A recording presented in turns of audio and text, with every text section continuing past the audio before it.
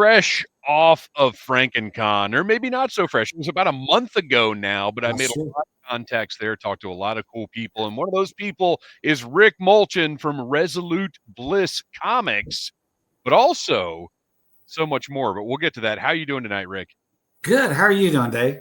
I'm doing fantastic. I am always excited to be talking to people, and especially when we've talked to a lot of comics creators on the show, but you've got a little something else in your back pocket that we'll get to that makes you truly unique among all of the people that I've ever talked to. So I'm excited. We're going to have a good time tonight. So before we get to the big spooky reveal, we got to talk about Paradox. This is what you were at FrankenCon for. So let's just hit the ground running. Tell me about your company. I'm excited because you don't have just one focus. You've got a few different genres that you're dealing with.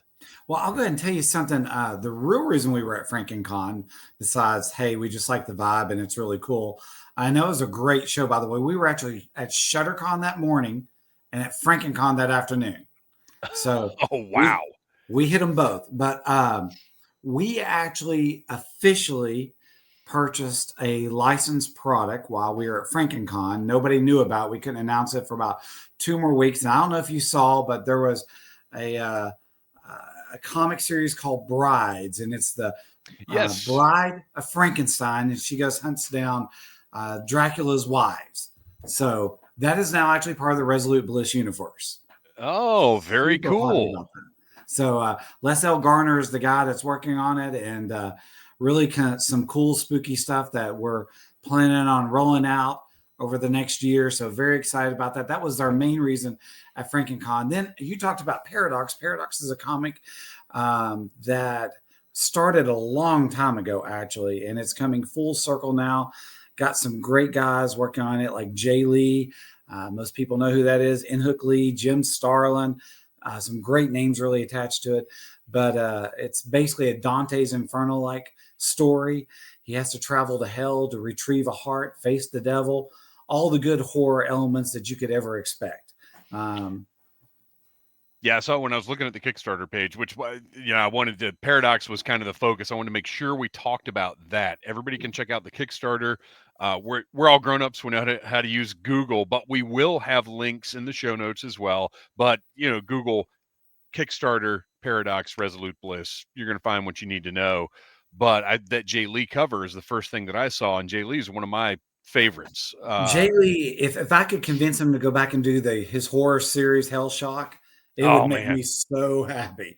And it's something I know that he loves. I talk to Jay on the phone every so often, and we're going to catch up at Heroes Con next week and hang out a little bit and stuff like that. Hell Shock is just one of those great titles that I just thought he did awesome with, and love to see more of it. So we got a lot of good people. We've actually even got some old pieces in there that nobody's ever seen before. If you know anything about Poison Elves and Drew Hayes, uh, Stephen Hughes and his Lady Death days. Of course, both those guys have actually died and passed on. yep. Super cool guys I got to know through the years. I was working on Paradox Zero when they did all those pieces. And because I never got to use them, I've pulled them into this. We are 92% funded. I am super excited about that. And actually, I've heard a rumor that we're going to hit 100% tomorrow because a backer talked to me just a little bit ago and says, man, I really love your stuff. I love who you got involved. Eric Treadaway is one of the main artists in the book. What his claim to fame is, he actually went to work for McFarlane Toys, and he now owns the Four Horsemen toy company. So, Which is huge because if you go all the way back to McFarlane and the way that his toys changed everything that you see on the market to this day, and then the Four Horsemen, who are, I would say, the most notable toy creators of the last 30 years because they're the only ones you really know. Like NECA is pretty good now about crediting the people that work on their products, but the Four Horsemen really struck out in much the same way that Image Comics did back they in the. did. to own their stuff, to create their own properties. I mean, they're doing Mythic Legions now, which is, it's wild to me that they have this Mythic Legions property that's so successful, that's so sought after by collectors, and yet still work on other things too. So here's a funny story. I have two funny stories about that. Well, and of course, they all spun out from McFarlane Toys. So it's funny that you make the Image reference there. So they all spun out and they've taken their toy company and that kind of approach. And I haven't met all those guys. I know Eric obviously well, but what's really cool about this is Eric used to carry around a notebook when he was a 16, 17-year-old kid. Everything you see nowadays is all from his mind when he was 16 and 17. And I always tell people, they don't get the joke. It's like, if you've ever seen Waterboy, you have Coach Klein in Waterboy, and he's the football coach. And all of a sudden he loses his notebook. And they say, why does that matter? He's like, because I wrote all my plays when I was 16. And it's the same thing. It's like Eric has this unbelievable imagination and vision and stuff like that he started working on then. And I ran into a guy at the show, one of his partners one day. He says, yeah, it's all in that book. We have to. And I was best friends with him at the time, and I didn't even know that. So well, kind of a cool story about that. With creators in general, because you've got to consider, when you're still 16, 17, you're obviously at that point, you're being influenced by things. I know everything I drew, I tried to look like, Sam Keith or the artists of the day, but you're also still yourself. Like years later, when you get to be 30, 40 years old, the influence of pop culture is just so in you that you don't even know where things came from. So if you can go back to when you're younger and find those concepts when you were less inundated with everything, I think that's a very pure place to draw from. Absolutely. It truly is. Yeah, I feel exactly what you're saying. And you have a greater energy at that time and you're not inundated with life is the way I look at it.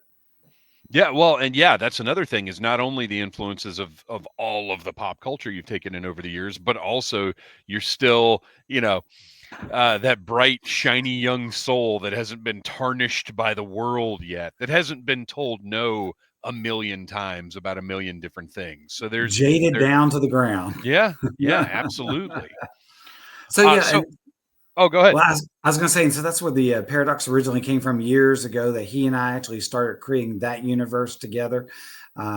His stuff was always beautiful then. We've actually taken a lot of those pieces, put it back in, and then I've had Les L. Garner, who actually is the Brides guy, and Apocalypse Girl. He's come along and he's added the other imagery that I needed to it. It gives it a little bit of the horror feel. It goes down the Sumerian lore kind of road, a little Catholicism thrown in there. And it's like, then we throw a little history, mythology in there just to screw things up and end it with a little horror. So that kind of sums up Dante's little trip down memory lane, if you will. Yeah, absolutely. Well, look, history, religion, and horror all go hand in hand. So that sounds like a perfect mix of things to me. And we kind of talk about that too. It's funny you say that. We talk about why they go hand in hand. That's actually the very first prologue story, and talking a little bit about it. Yeah, exactly right. And then we actually have a second one that's coming out. We didn't talk about it then, but we're talking about it now. It's Oz, the Nightmare in Emerald. Yes. And we've got 3 issues done of it, completely done. By the way, let me back up. So Paradox is actually 6 issues, art done, art, lettering, coloring done. Printing is happening right now for number 1. So totally done. I think that's really cool that we're ahead of the game, so nobody's waiting. The reason we're not soliciting Oz yet, we want to get the 6 issues completely done. Lettering, art, everything. So we're 3 pages into it, or 3 issues into it. Then we have 3 more issues. So super excited about that. What makes this cool is it's truly a horror story. The Scarecrow is not the good guy. He's a very evil guy. Think of Arkham Asylum kind of Scarecrow.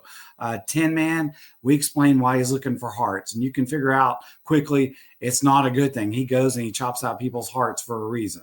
The Lion, oh boy, he's not missing courage. He's missing restraint is what he's missing. So So it's a horror story that Dorothy has to go through. It's a story I actually wanted to tell when I was 6, 7, 8 years old. I was a huge Wizard of Oz fan, and people talked about how it was meant for kids. But if you read the books, Yeah. they were not meant for kids. They were people talk about how the monkeys are scary and the witch can be scary. The books talked about nightmares. The books talked about how scary things could be.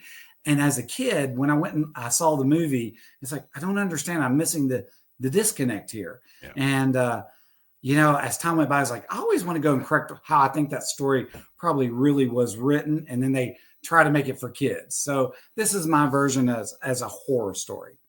Well, it's the similar process to how all of the Grimm's fairy tales have been sort of made more palatable over the years, softened Exactly. just so Hollywood could, make their money off of them. But it's always interesting to see that, something based on the original conceit. It's funny you say that. I reference almost on page 1 how the Grimm fairy tales were written to teach a moralistic value, and then Hollywood wanted to change it. I don't use the word Hollywood because of the time setting in it, but I use it as in people are changing it to teach their moralistic values. Mm-hmm. And I reference that immediately. It's like, but that's why we're going to talk about this book, which doesn't do any of that. And then you find out that Dorothy was actually the writer of the book. She was only helping L. Frank Baum along. He had to put his name on it because she was a woman in the late 1800s. So. Oh, wow. I like that. That's a nice touch. That's good. So how did Resolute Bliss come about? Like what's the origin story there? Obviously, if you're talking about things you were thinking about when you were 6 or 7 years old, this has been in you your whole life. But at what point did it become A little reality? messed up forever. So we were originally Dark Visions Publishing 25, 28 years ago. We did a lot of cool things. Our biggest thing, and I'll brag about it real fast, is Gasp. We had Rick Veitch, Stephen Bissett, had here, I'll even show you a John Tolbolton cover. This was our first wow. book. We actually printed 40,000 of these. Yeah. Did very well in the heyday. So this was under the Dark Visions Publishing. Love this cover. And by the way, just so you understand the piece, it says Gasp, but what that stands for, and of course you see him gasping for air. Yeah. Giant Anthology of Small Publishers. Oh, nice. So that was our like thing it. that we put together. Did it when I was in college, kind of thing. Started putting out some stories. Was having fun with it. That was our biggest book by far. I mean, even at the 90s heyday of independence, that was a huge success. Had some issues, couldn't follow it up and stuff like that. Time kind of went by. A couple podcasts picked me up and said, hey, we're reading Dark Visions and we're reading this paradox story. We don't know what happened. We're trying to find other issues, and there weren't out there. Yeah. And ran into somebody that kind of knew me and knew that world as well and said, hey, did you listen to this podcast? I went, no. I actually lied and said, yeah. It's like, what'd you think about it? I went, yeah, it was pretty good. And they're like, really? You thought it was pretty good? I went, yeah. And like, you didn't listen to it. I went, yeah, I did. And I said, what was it about? I said, comics. And they're like, okay. And it was actually about, at the end of it, the guys were talking about, I was like, hey, we used to be big fans of this. We never got to see how this ended. We know some of these guys went on and did great things. Like we had Boris Vallejo working on Joseph Michael Linsner. Of course, Eric was cutting his teeth at that time. And so people are like, we never got to see how it ended. We don't know what's happening. So my cousin came along, and he would be the B in Bliss because his name is Brad. I would be the R in Resolute, which is Rick. Stupid, I know, but hey, you're always looking for that little catch thing. No, that little connective something is always good to have in there. Exactly. And he's like, hey, let's do this. I went, nah, I don't want to do it. He's like, you've got so many stories, man. You got to get them out. I was like, nah. And then I ran into an artist at a show one day, and we started talking, just shooting the bull. And he said, have you done anything before? You act like you kind of know the industry. I was like, nah. My cousin's standing right there. He's like, nope, he did this one. He did this one. He did this one. And the guy looked at him. He's like, I know every bit of those. I've read those. I'm a fan of that. He's like, those are yours? I went, yeah. And he's like, can I do a cover for you?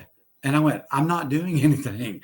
Like, and so between that and the podcast, it kind of brought us back to full circle. So I wanted to get my Oz story out, wanted to find the right artist for Paradox. talking to Jay Lee actually was one of those guys that helped put me over, because we actually had a long conversation about Hell Shock and stuff in the very beginning when I met him. And it just kind of pushed it on down the road. So where it's gotten us to this point is, hey, we're 6 issues into Paradox. We're actually 3 issues into Oz. We actually just finished up a version of this. It's not exactly this. It's called Gasp Into the Woods. It's a 32-page story. It's a standalone story that actually just got finished about 2 hours ago. I just did the final approvals on it. It's being colored now. That's a standalone that'll come out. We actually posted it on our website already. So it's called Gasp Into the Woods. And of course, we have some other titles that Brad's putting out, like Moonblade. He's already finished. He's got another one called 42 Teeth. So all of a sudden now, and then we bought Brides, which is a horror anthology, which I love the concept of brides. Frankenstein's wife goes and hunts down Dracula's brides. This is a great concept. So all of a sudden, within no time, we're a company. We're a big company, and we're putting out lots of ideas. And I like the horror genre. That's always where my likes, my everything that interests me. Paradox was always a little bit, it was a light horror story. It wasn't like your hardcore horror story. Now, Gasp Into the Woods is very much of a hardcore horror story. But Paradox was always, like I said, taking the Sumerian lore, the other beliefs, and adding horror elements to it to give it a little bit of different feel. So kind of a little bit full circle where we came from, where we've been, and where we are now. So super excited. We're getting a lot of feedback. We've done a couple shows now. We've done a couple of conventions where we meet and talk to people like you. We are set up at Heroes Con. That's our first huge show that comes up next week. I'm so jealous you're going to be there, because we'll be at Joe Fest, which is a G.I. Joe convention. It's the same weekend. We used to, I'm in Atlanta, so we used to go to Heroes Con. My family and I would go, and then we missed a couple of years, and then something else happened. And then the pandemic happened. And then we started going to this Joe Fest, because we've got a G.I. Joe podcast also. And they're the same weekend the last, I think, 2 or 3 years. I'm like, come on, I want to get back to Heroes Con, because it is the best comic convention. It does. And I was going to say, first of all, I think on the Joe Fest, the 4 Horsemen always go to the Joe Fest, if I remember correctly. Yeah, and then, they always have Mythic Legion's representation there. Absolutely. And you are absolutely right about probably the best con, especially for creators and creators actually interacting. I've always felt that about Heroes Con. We used to set up under Dark Visions Publishing. We've done, like Dragon Con and San Diego. We've done all those cons before, but Heroes Con is just a totally different vibe. It's different. It's a different group of people. It's a different attitude. Yeah. I love it. I love Heroes Con. It feels like Dragon Con is our other big one. Well, it is the big one that we do. We do a lot at Dragon Con. But Heroes Con, it's a great party con. It's a great place to meet people. It's maybe, I don't know that it's as good for presenting product or anything. They're creators there, but Heroes Con is all about the creators. They've got cosplay, which you need to have for the atmosphere of the convention, I feel like. But for comic creators, Heroes Con is there for them. And that's what I love about that. So at Heroes Con, we are going to do something that's kind of neat. And you talk about creators. We are actually debuting our first issue into Resolute Bliss, which is our tour edition. This is actually nice. Wizard of Oz meets Paradox. So it's both stories. I'll show you something that nobody else knows yet. It's a double covered book on purpose. I want to tell you that. So there's a wraparound cover is what that looks like. So that's, once again, Paradox and Wizard of Oz. But when I say double cover, what I did was I snuck in a Jay Lee cover. Oh, that's great. So nobody knows that there's a Jay Lee cover that's actually sitting behind it. I'm pretty crazy to be putting a Jay Lee right behind Les Garner's, but Les Garner's wraparound is so beautiful. Yeah. I mean, it's just gorgeous. Now throw a Jay Lee in there, and then we actually have, once again, this is being debuted next week. Look at that, Joe Michael Linsner piece. Oh, wow. Which is really cool. And if you're a fan at all, I love this guy. His name's Robert Pope. He's our back cover. Doing a little play off of the Oz and Paradox in a playful kind of way. Yeah. So what makes this book cool is it's 40 pages. So it's not a 24, 26, 28. So 40 pages. Like I said, the double covers. What also is neat about this is it's got an intro story of the Paradox that's actually in Paradox 1. It's got an intro story of the Oz story, even though I've not started promoting it yet. But it's in Oz 1, but it's got the intro story here. It's also got the origin story of why the Tin Man's looking for hearts. And then it won't be anywhere else. And it's got an introduction to another character we're doing, or that I'm actually doing. It's called the Feverous. It's an homage. There's a whole long backstory to that one, but that is her introduction story in there as well. So, and she's definitely a demonic, horrific kind of girl. So, one you don't want to take home to mama. I love it when companies are able to kind of compile things like that and say, look, here's a taste of what we're doing. Get let me hook you in. Check us out. I love and here's the big thing about this. You cannot get this on Kickstarter, our website. It will not be distributed through Massive. Oh, so it is literally a touring edition. The only way you can get this is you got to come talk to me. You come talk to me, and then you can get one of these. And that's my deal about it. I kind of stole that idea from Chris Bacalo. If you've ever met the guy, he won't let you just come by his table, get a signature, and go away. He wants to have a conversation with you. The guy's like one of the super nicest guys you ever talk to. It's conversation. And so when I designed this, we done one for Dark Visions. Like, now my goal is, and hopefully we won't change this, is like, I want you to come and talk to me. I want to explain what this is. You're going to get 4 different stories. You're getting 40 pages. You're getting double covers.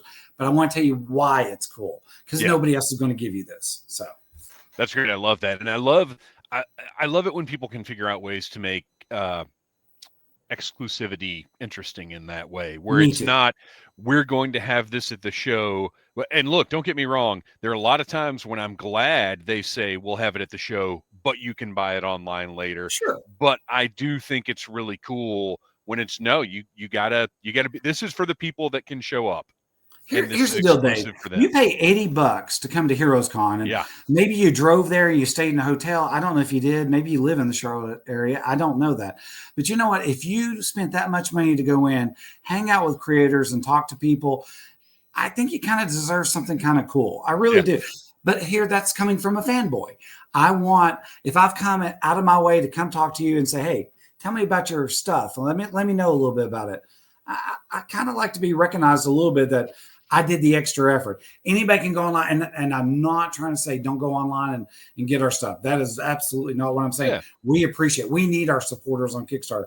I just wanted to create something for the guys that come to the show, spend some money. It's like, here you go. You're going to get something really cool and neat. So yeah, that totally makes sense. And I think most of fandom gets, like, showing up is extra, and you get a little extra. I think it makes sense to me.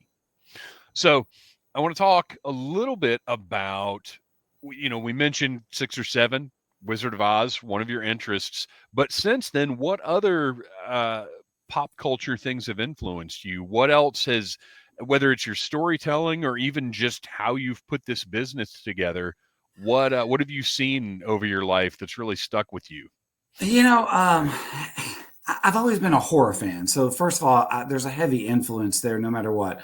My cousin Brad obviously helped push this along because he believed it, and he wanted to get his books out. Like I said, the Moonblade, 42 Teeth, things like that. 42 Teeth, very much G.I. Joe, by the way. You'll dig that. We talked about that already. Well, it's real quick, but we didn't talk about it here. Real quick, I just want to say G.I. Joe, but with dogs. With dogs. Yeah, my cousin actually does that for a living. So he pulls off great references and experience. And I'm actually super excited about that. One of our goals is to have dogs come to a dog, not dogs, come to shows with us and stuff like that. Yeah. G.I. Joe dogs. So. Oh, that'd be great. I think adults would love it. I think kids would love it. I think it'd be cool. Everybody'd want their picture made with it. Think of Underdog actually at a show. So. Yeah, absolutely. Now that's later this year. Is that right? 42 Teeth is supposed to be released closer, probably to November, December. I'd have to check with him to make sure, but absolutely, yes.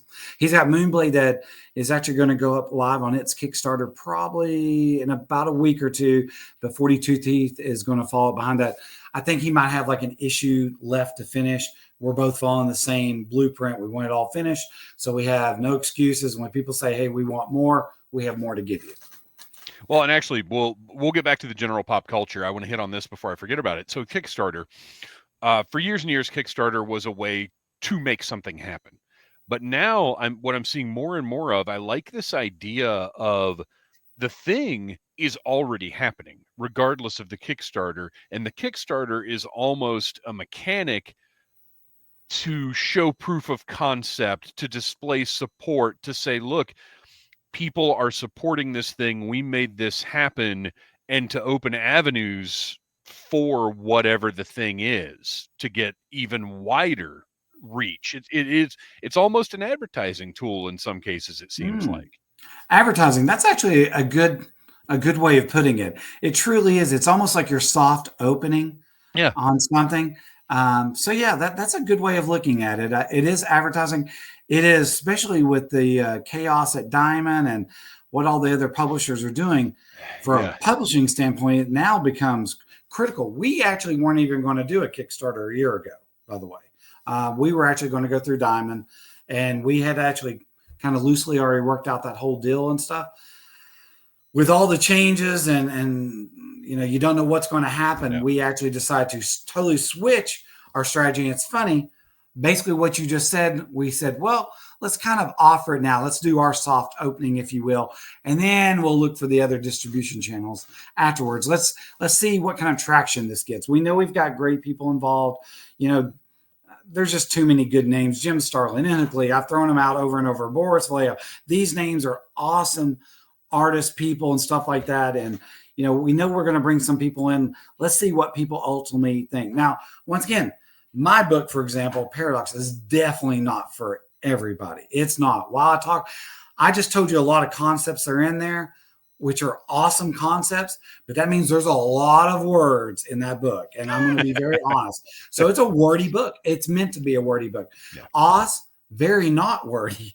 I mean, it goes quick, it goes fast and stuff like that. It's the quick read. Once again, it's just a different audience I'm going with. My Into the Woods gas story is pure horror. I mean, people that are looking for that serious deep read are going to hate gas. People that are into horror and they want to see the blood, the guts, and they want to know some kind of cool closure story. That's going to be the gas. And it's just what kind of mood you're in. You were asking about the influences and stuff like that. You know, we've gone through pop culture, whether it's our favorite movie, our favorite character, show, whatever. We evolve as it is things that we're watching and doing. And that's what I want to do with these comics. I want to involve. I did not want, just because Paradox was deep, dark, and brooding, does not mean the other ones are that way.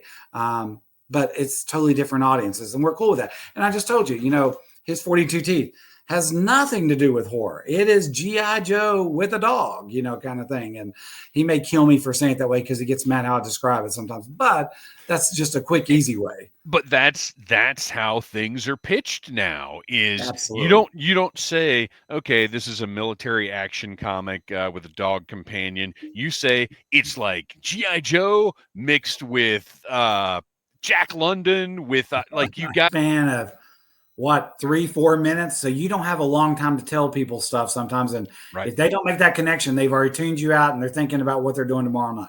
Mm-hmm. You got to get that hook in quick, whether it's a prospective customer or a prospective business partner, because the customer has other things they want to see, buy, talk to, look at, and the business partner has got other business projects. I mean, you got to Absolutely. get whatever your thing is, you got to be able to quick get the concept across. And it also helps you, I think, because you can tell very quickly if it's worth continuing past the hook. Like you can probably, as you're talking to somebody within the first couple of minutes, recognize like I should keep pursuing this project, or maybe we're just having a conversation at this point because I see that this is not their cup of tea. That's a great point. Yes, that's exactly right. So with the interest in horror, so many horror centric things, obviously that led you to the next portion of our discussion, which we may come in and out of, but we got to talk about it because so meeting you at FrankenCon, the comics were the talk. That was, you know, that was the thing, and that was where I was like, okay, I'm getting your card. I'm going to hit you up. We're going to have a conversation about, you know, comic books, about what you're doing. This is cool. And then when I reached out, your reply email Comics was not even the first line. The first line was, well, and audience, whether you're watching this on YouTube, whether you're listening to this, just hang on, listen to what I'm saying. The first line is, well, I'm a paranormal scuba diver. And I'm like, whoa, I'm getting two guests in one here, basically. So let's go. What in the world is a paranormal scuba diver? So there are different variations of this out there, but I am the only instructor. Here's a key word here, instructor. Mm-hmm. I can actually teach people how to do paranormal scuba diving. Now you say, what does that mean? Let me tell you how this started actually though. Yes. In 1958, since you're a Georgia boy, you'll appreciate this. Okay. There's a place called Lake Lanier. Yes. Oh yeah. Yeah. Okay. In 1958, there was two women that left a bar and they went off of a bridge. You know the story? I do. Okay. So they went off the bridge. I think a week later, I could be messing up some of the details, but bear with me. A week later, one of the women showed up. They found her body. For the next 33 years, they could not find the other woman. Over the next 33 years, a folklore story started of the lady in blue, a woman in blue that would walk up and down a bridge at night, scaring people that had no fingers and no toes. You probably have heard this, being a Georgia boy. Yes. 33 years later, they pulled her up. She had no fingers and no toes and a blue dress. Now, there was a company that went down and did and it's probably a B movie because I've actually never seen this movie. I don't know what's happened to it. Maybe it's still in production, maybe editing. I don't know. But they had called and reached out and they were ultimately wanting somebody. They wanted to know if there was any dive teams that could help them. Because you know as well as I do, there's a football stadium that's sunk down there. Yeah. The bridges are underwater. There's a lot of stuff underwater. So they were wanting to know if they could like play off of any kind of other spooky, scary stuff. Well, I was contacted and it's like, hey, they're looking for somebody that kind of does horror and stuff like that. Do you have any interest in this? Because we know that you're into this. I'm a guy that has like kind of an MBA, not kind of an MBA. I have an MBA. I went and got now this is the funny thing. I went and got my level 3 Wiccan license because I wanted to make sure I had lots of, once again, I'm into the horror stuff. So I wanted to know things. And I took a little demonology course at a Catholic university out in Southwest Arizona. So I got all this little background put together. And what I did was I submitted to Patty. Patty is the Professional Academy of Dive Instructors. It's the largest organization in the world. And I said, hey, do you have a paranormal instructor out there? And they said, no. I said, I'd like to go help this film crew. And I said, they're asking, well, they're all looking obviously for promotion and how they can promote their product and things like that. So they said, sure. So I had to write up, it's a 30-page document that I had to put together. They had to approve it. They kept sending it back. We kept going back and forth. And they finally awarded me the paranormal instructor. So actually what I get to do is I can actually make paranormal divers. So if you came to me and said, hey, I want to be a paranormal diver, I can actually, once I get you open water certified, I can then make you a paranormal diver. Now you may say, what all does this involve and why would you do this? Well, first of all, I was fascinated with the story about the lady in blue. I went down there and actually dove that area, walked up and down the bridge. We feel like, I know everybody says this, we felt like we had an encounter with the lady in the blue, okay? Kind of put us over. She was not in the water. It was outside the water. We were getting ready to go in about 8 p.m. at night. Kind of felt like that there was something going on. We kind of approached somebody that just disappeared. That's all I'm going to say in that story because I don't know what else is true and what else is not. Sure. There was somebody there and then there wasn't. I don't know. But then I started thinking about things like the Bermuda Triangle. Is that not cool? So now I've dove all 3 angles of the Bermuda Triangle. Lake Jocassee, I hope I pronounced that right. Great place to go in South Carolina. You can actually dive about 100 feet.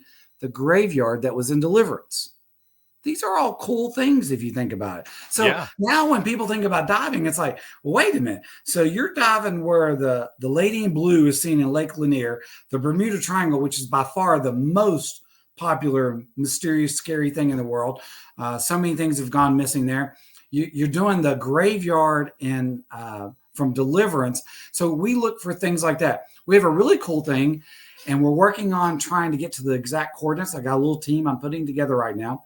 There is, and if you want to go to YouTube, you can find it, a pyramid in Norris Lake. We're out in Knoxville, Tennessee, and What? there's remnants of a pyramid. So weirdest thing, a friend of mine just contacted me because he knew I did this. He's like, dude, can we go see the pyramid in Tennessee? I started laughing. I was like, yeah, I'll take you tomorrow. He's like, yeah, since you're a paranormal guy, let's go. I'm like, yeah, we'll go tomorrow. He's like, you know, I'm not joking about this. I'm like, yeah, let's go tomorrow. And he's like, no, and all of a sudden he's sending me links and I'm looking it up. It's like, wow. Now I think it's an Indian pyramid is what people are looking at, not the Egyptian, but it's really cool and it's neat. And we're going to go dive it, working on it sometime this summer. So what we look for is a couple of different things. While we go for the spooky nature and Halloween time, we put on a spooky night dive to kind of, because once again, the divers are into the scary stuff. Yeah. We kind of make it, hang up the skeletons, the ghosts. We come up with a crazy pirate lore thing that this pirate's ghost hid the treasure. You got to go find it. We do goofy stuff like that. Okay. That's great though. And it's unique. It is great and it is unique. And thank you very much. Because people that do it just laugh and have the best time in their life. But the other piece that is actually the component of this. Think of Ed and Lorraine, famous ghost hunters. Yeah. Been in several movies. Yeah, we're trying to be like the Ed and Lorraine in the underwater world. Oh, that's but we great. try to explain some things. So, for example, you get a pulse underwater. And you're thinking, oh, because you can actually pick up pulses just like you can on land. It's like, well, what's that pulse from? So my goal is to try to prove why you got that pulse. Was it really a ghost or was there something else? So to give you a good example, they bury lots of cables underwater. Those give out pulses. Skates, rays, stingrays, sharks give out electric pulses. So it can make your readings different. But that's why we're trying to get even more definitive about this. It's like, so once we can actually discredit what it's not, in other words, there's no skates in fresh water. There's no sharks in fresh water. They've not buried any lines. All right, we're getting a real reading. Why are we getting this real reading? That's what makes it fun. Because then when we come out of the water, not everybody gets to go down there and be the guy that says, hey, there's a reading over there. How do you know that? Do you dive? Well, no. It's like, well, then you don't know that there's any readings down there. We get to actually go do the reading. And then I get to take students with me and I actually teach them how to do the readings. If there's a cold spot in an area. And then we purposely, like I said, we go look for scary places. Yeah. Places that are famous for scary. And here's what most people don't realize. The earth is 70% water. You know how many deaths, ships, ghost ships, boats, people have been thrown over the boat, all these scary things that go on. I have stories I could tell that we slowly do research, and we're actually putting a book together. And by the way, yes, there is a comic book. That was going to be my question is surely you are documenting this stuff, whether on film or a book or whatever the case may be. Because I want to throw a book out there when we're done, a book, and say, all right, here's everything we've seen. Here's places that are just known to be scary, but this is why they're scary, and give the history and lore about it. And, people would enjoy reading that. They think that's kind of neat. Then here's places that we had, there's something a little funny going on. And we can't explain what happened. And that's what we're supposed to do. We're supposed to explain it. And if we can't explain it, you know what? If you believe in that, you probably should give it a little credibility. And then I am writing a comic book that specifically is going to deal with this, kind of an Ed and Lorraine kind of couple. It's a year off, but it's actually based on Lake Lanier.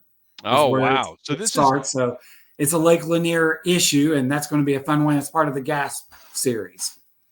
This is, and I'm, when you were talking about the movie being filmed, I'm fairly certain my wife and I watched it, and I don't know if it's the one that's just Lanier, but it came out in 2023, it looks like. Oh, that's probably it. But it's inspired by the true story of Oscarville, Georgia, which is the city under Lake Lanier. But I love the idea of, over the course of you working on these things, that the book you're presenting is a range of, like, here's a location that has, some spooky history or whatever. We went there and we discovered this, and this, and sure, the location is spooky, but we didn't come across anything that seemed particularly supernatural to us. And then all the way the other end of the spectrum of, like, we can't explain these things. This one, seems more legit than the others. I really like the idea of rather than everything is spooky and haunted. I like Right. the idea of presenting, a range in that way. And I also love the thought of I guess the comic book you'd almost think of as sort of a companion piece, but much more fictionalized.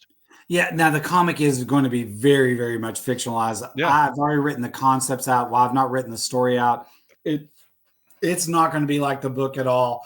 It's totally off the other end of the spectrum, heading the horror way. But the book is going to be more about, hey, this is what we do. This is how we do it. This is why we're doing. These are all the places we've gone. And just like you said, we explain all of this. We've seen all this. We're going to have pictures from where we've gone. So we take pictures of different places. If anybody says that they know of a haunted place that's in water, we go off to it. There's a lot of places that really stink, by the way, because they're really dark. They're really cold. They are not fun. We try to put it off till the summer. It's just a fun, different thing to do because, like you said, you don't come across people that do that. No, not at all. First of all, you have to have a special training just to scuba dive.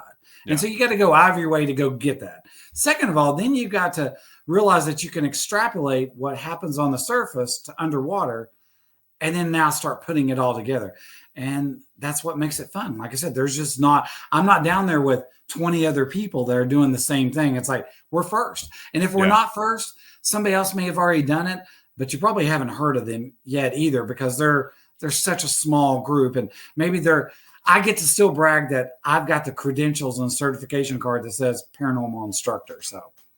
Well, and also in so many instances, it's not even about being the only one or the first one. It's about what you're bringing to it that nobody else does. That's the important thing. And that's why we're approaching it this way. It's like we want to try to disprove things first. That way we can take care of the naysayers right up front, and then the people that are into an interesting, spooky story, we got one for you, So first of all, where are you from and how did diving become a part of your life in this way? I'm from Knoxville, Tennessee. I'm right up the road from you. This is Knoxville and scuba diving, not hand in hand. So how did this Wait a minute. We don't have an ocean bordering our state? No, I got a friend that talked me into it 20 years ago. He's like, hey, you ought to take up scuba diving. And I went, okay. And I just did it because we were going on a trip to Hawaii actually together. And he's like, if you don't get scuba dive certified there, you won't like it. And I'm one of those people that I've got to do it all.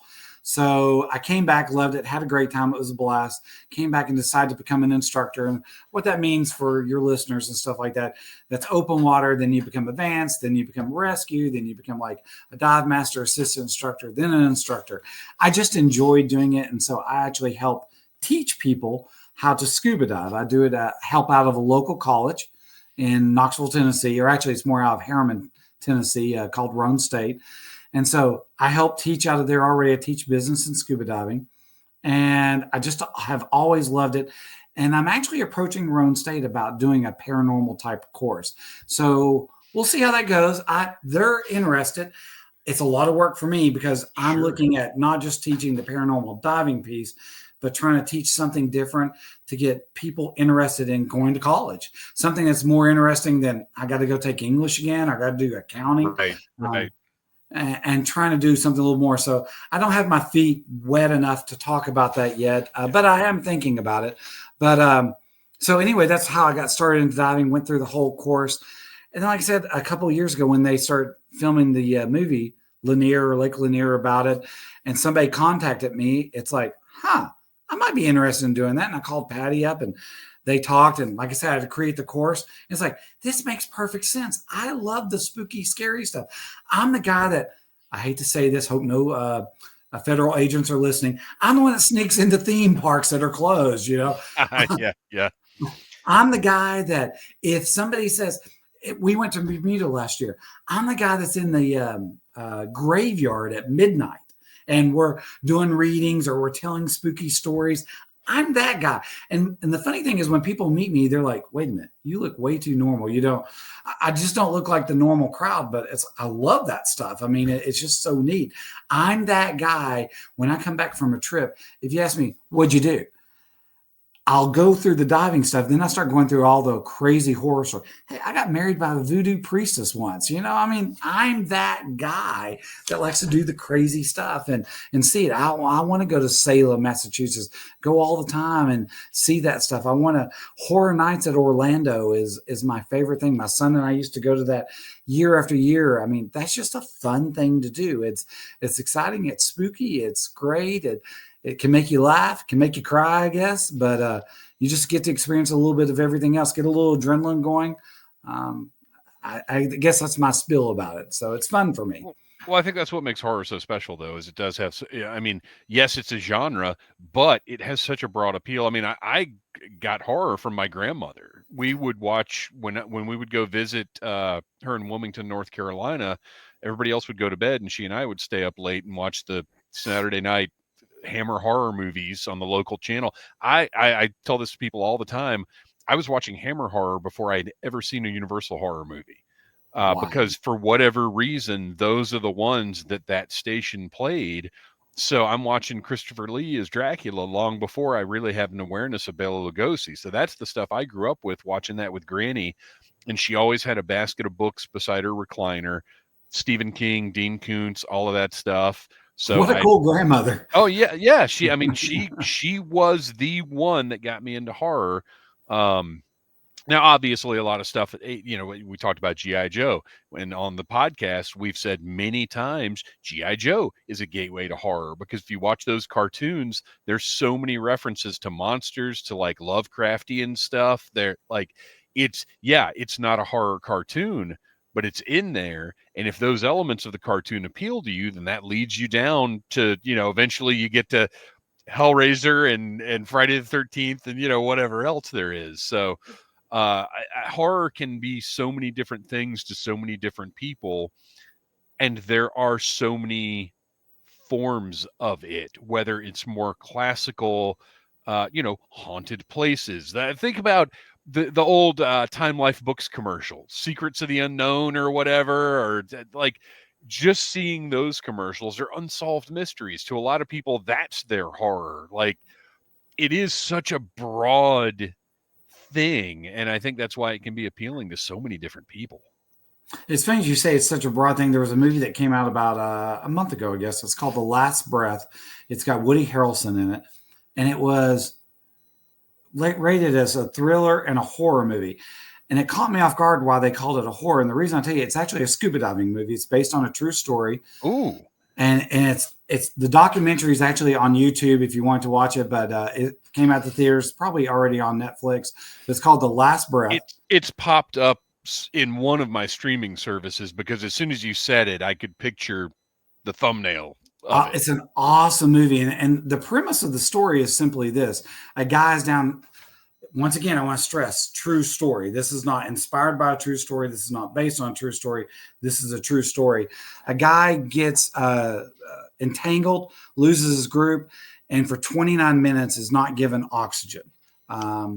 They find him.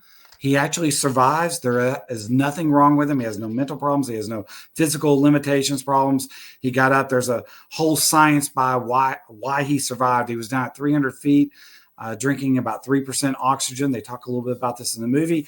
That pressure at 300 feet pushes that oxygen in his body. But they call it a horror movie because to them, it was and it is. Think about it. If you're down 300 feet without air, that's a scary thing. Yeah. So it's right. It's a broad appeal. And it may be the Bela Lugosi kind of feel. It may be something like this. And like I said, my paradox, it's not horror, as in it's a slasher horror, but I mean, he goes to hell, has to fight demons, but he has to deal with the internal demons that he has in himself to actually get out of the story. That's horror related. You're dealing with demons and devils. To me, I think horror, when we say horror, obviously images of blood, guts, monsters, all that kind of stuff comes to the foreground.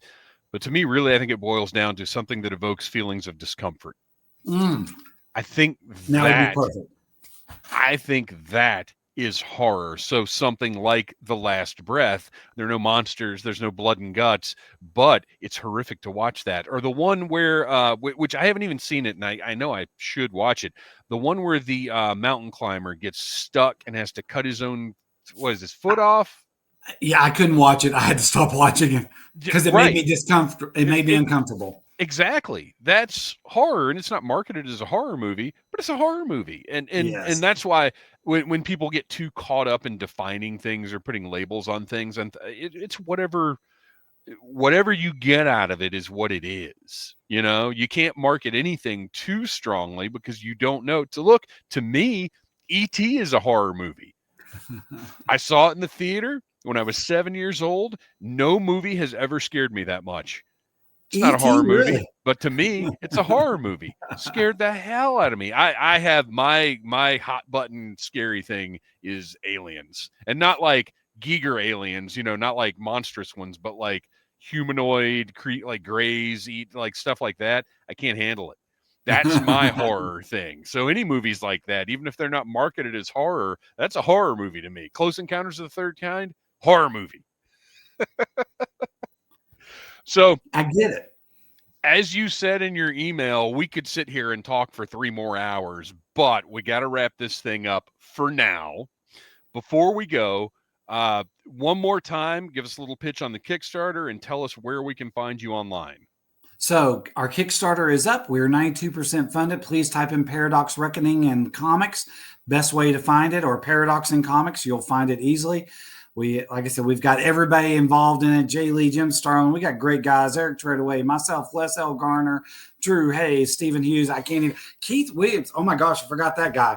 I mean, that guy is like a legend at Marvel, everything he's done. But my point is, a lot of people have done it. Very proud of it. Oz is coming out right behind it. You can always go to our website, resolutebliss.com. The name is right there, but resolutebliss.com. Sign up, be a subscriber. We'd love to have you on our email list. We'll give you updates. We don't spam people, but about every 2-3 weeks, we'll let you know what's going on, where we're at. If anybody is around, if you're going to Heroes Con, love for you to stop by our booth and say, hey, heard you on the podcast, want to talk to you guys. You seem kind of friendly, but we hope you don't kind of scare us, if you will. But so we'd love for you to talk to us there. Best way to find us, though, is resolutebliss.com, or you can go, like I said, to the Kickstarter. Paranormal scuba diving. If you're into diving at all and you want to learn a little bit about the paranormal world that way, I'm actually been asked to do a panel at CreepyCon. So excited about doing that. We're going to talk about that a little bit.